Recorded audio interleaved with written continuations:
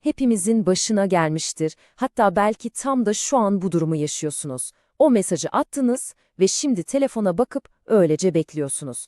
Cevap neden gelmiyor?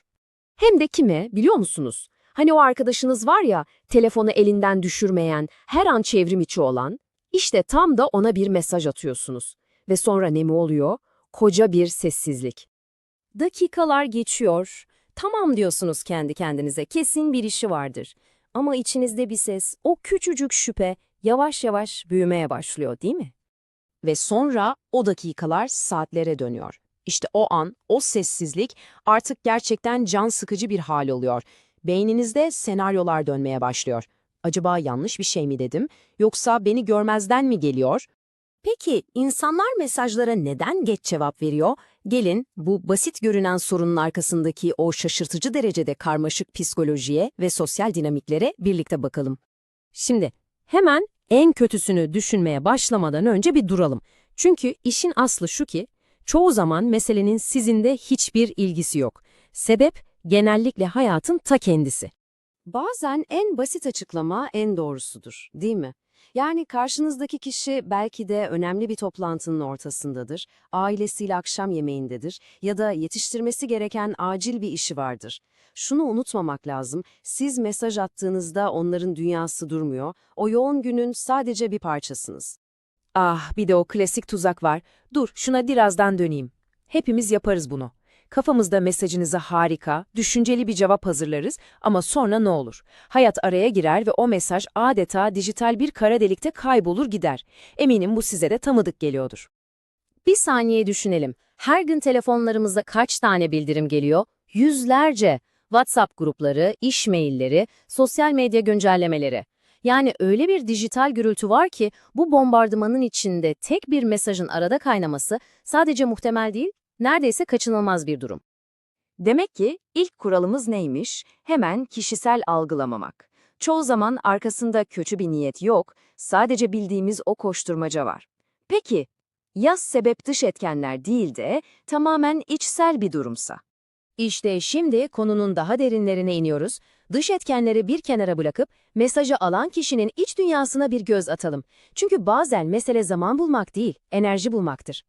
Karşınızda dijital yorgunluk ve bu son derece gerçek bir şey. Hani sürekli birilerine cevap vermek, sürekli çevrim içi olmak zorunda hissetmek var ya, işte bu beynimizi inanılmaz yoruyor. Bazen insanlar telefonlarını bilinçli olarak bir kenara bırakır. Neden? Çünkü beyinleri adeta çok fazla sekme açık diye alarm verir. Bu sizi görmezden geldikleri anlamına gelmiyor, sadece kendi akıl sağlıklarını korumaya çalışıyorlar. Hatta bazen, özellikle de konu hassassa, gecikme bir saygı göstergesi bile olabilir. Düşünsenize, size baştan sağma, hızlı bir cevap vermek yerine doğru kelimeleri bulmak için kafa yoruyor olabilirler. Çünkü belki de yanlış bir şey söyleyip işleri daha da karıştırmaktan çekiniyorlar. Yani acele etmek yerine düşünmeyi seçiyorlar. Bir de sosyal enerji meselesi var. Bunu aynı telefonunuzun pili gibi düşünün. Bazı sohbetler bu pili şarj ederken bazıları resmen sömürüyor. Özellikle daha içe dönük insanlar için durum bu. Bazen bir sohbete dalmadan önce o sosyal pillerini bir doldurmaları gerekir. Mesele tamamen enerji yönetimi. Peki, şimdi biraz daha karmaşık sulara girelim. İlişkiler ve öncelikler. Çünkü evet, bazen geç verilen cevapların arkasında bilinçli bir strateji de yatıyor olabilir. Evet, yanlış duymadınız, strateji. Hani anında cevap verirseniz cepte ya da fazla hevesli görünürsünüz ya. İşte bu yüzden bazıları kendilerini daha değerli veya daha ulaşılmaz göstermek için bilerek bekletiyorlar. Bu adeta modern flört dünyasının yazılı olmayan bir kuralı gibi. Cool görünmek için beklemek. Tabii bir de şu var. Herkesin iletişim kurma şekli farklı. Siz belki gün boyu mesajlaşmayı seviyorsunuz ama karşınızdaki kişi için anlamlı olan şey belki de bir telefon görüşmesi ya da en güzeli yüz yüze bir kahve içmek. Yani gecikme size değil, belki de mesajlaşma yönteminin kendisine karşıdır. İşte burada altın bir kural var. Bir kere geç cevap alınca hemen bir anlam çıkarmayın. Bu sadece tek bir veri, bir anomali olabilir. Bir sonuca varmadan önce bunun bir alışkanlık olup olmadığına bakmak lazım. Çünkü hepimizin meşgul olduğu anlar, kötü günleri olabilir, değil mi?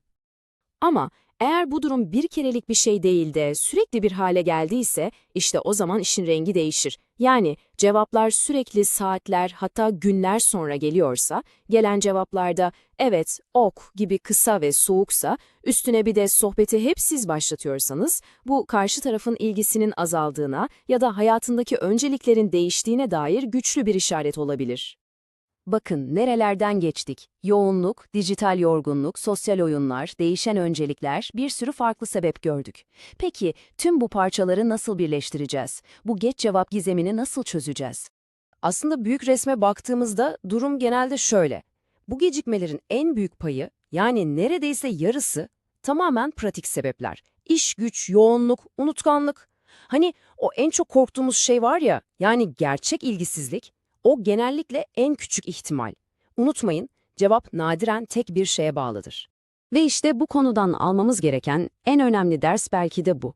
Modern iletişim gerçekten çok karmaşık bir şey. O görüldüğünün ardında bin bir tane sebep yatıyor olabilir.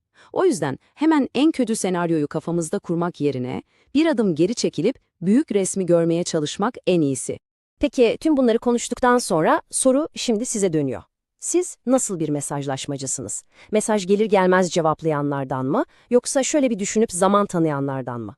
Sizin cevaplarınız geciktiğinde bunun sebebi genelde ne oluyor?